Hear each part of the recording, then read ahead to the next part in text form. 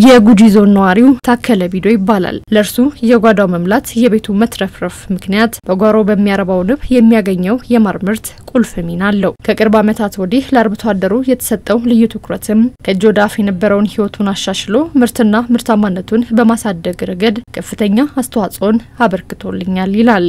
ዛሬም የትሩፋቴ ውጤት ለሌሎች የበነሳሳት ስንቅን ያሲዛል በሚል በኦሮሚያ ባህል ማዕከል በተዘጋጀው አውደ ርዕይ ላይ ምርቱን ይዞ ተገኝቷል። ማር አምራች በጣም ብዙ ተጠቅሚ ያለው ድሮ መንግስት እቅድ ባወጣ ኢኒሺዬቲቭ ብለው ያወጣው እንትን አለ። በዛ ኢኒሺዬቲቭ ብዙ ትምህርት ወስጄበታለሁ።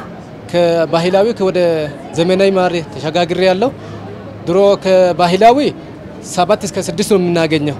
አሁን ለውጡ መንግስት አመጣው እቅድ ከዘመናዊ ቀፋው ከ26 እስከ 32 ማር እናገኛለን።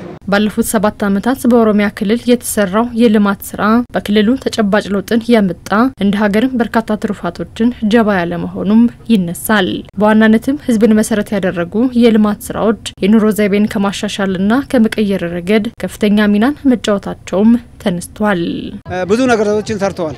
አሁን ትምህርት ቤትን ሲባል ድሮ ልጆቹ እንጀራ ከቤት የማያገኙ የደሃ ልጆች የኔቢጤዎች ባዶ ወዳቸውን ሄደው ትምህርት ይሄዳሉ። ግን የሆዱን ነው የሚያስቡት፣ ትምህርት አይዙም። አሁን እሱን ለማባሰብ ለትምህርት ቤት ልጆቹ ሁሉ እኩል እንዲበሉ ምግብም አስገኝቶ ማስበላ እንዲበሉ ማድረጉ በጣም ደስ የሚል ነው።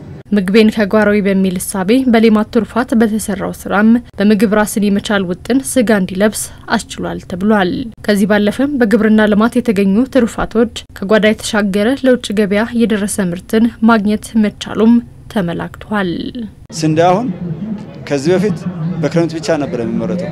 አሁን የስንዴ ምርት በክረምት የሚመረተው አንደኛ የሚመረተው መሬቱን በመጨመር ምርቱንም በዛው በመጨመር በክረምት የሚመረተው ማለት ነው። ሁለተኛ ደግሞ በበጋ ያልተለመደው በሰፋፊ ከ7000 ሄክታር ጀምረን አሁን 3.2 ሚሊዮን ሄክታር አምርተናል በስንዴ ማለት ነው። ጂያጋማ ወጀተማ ቱሬንስ ሞቱማና ኦሮሚያ ኡመታ ኢሳት ዲያቹዳን የክልሉ መንግስት ከህዝቡ ጋር በመቀራረብ እቅድ አውጥቶ እቅዱን ደግሞ የቁጭት እቅድ የሚል ስያሜ ሰጥቶት በርካታ ስራዎችን ሲሰራ ቆይቷል። በዚህም ስራ ብዙ ስኬቶች ተመዝግበዋል። በዛሬው ዕለት የተመለከትነው የፎቶ አውደ ርዕይም በክልሉ የተሰሩ የልማት ስራዎችን የሚያሳዩ ናቸው። ይህ አውደ ርዕይም ለትውልዱ መነሳሳትን የሚሰጥ ብሎም ታሪክን የሚያሳይ ይሆናል።